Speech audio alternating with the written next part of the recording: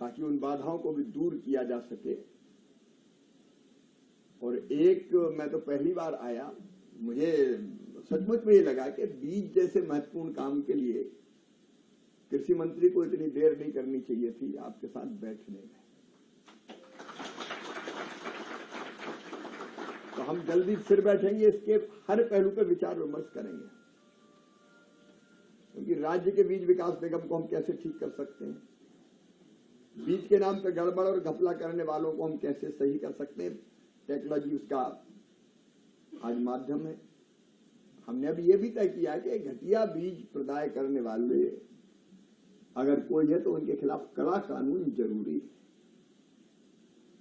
घटिया पेस्टिसाइड, खाद और सीड्स पे हम एक नया सीड एक्ट का प्रारूप हम तैयार कर रहे हैं, ताकि गुणवत्तापूर्ण सीड्स, और हर तरह के सीड्स की जरूरत है। मैंने आप देखा यहाँ गेंदे का भी सीड आप तैयार कर रहे हैं, फूलों के भी, फलों के भी, सब्जियों के भी, और बाकी अनाजों के तो फूलों की जरूरत होती है।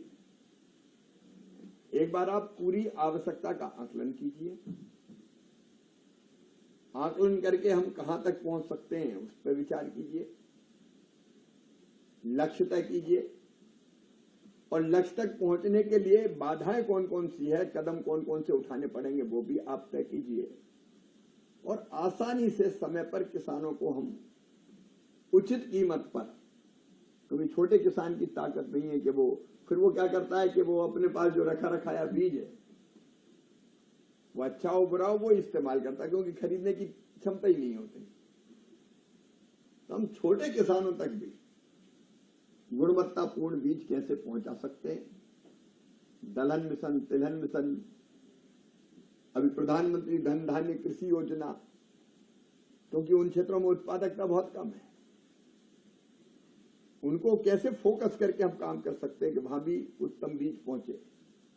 अगर उन जिलों में प्रेजेंस ना हो तो वहां बीज विकास निगम की प्रेजेंस हमारी पहली प्राथमिकता होनी चाहिए।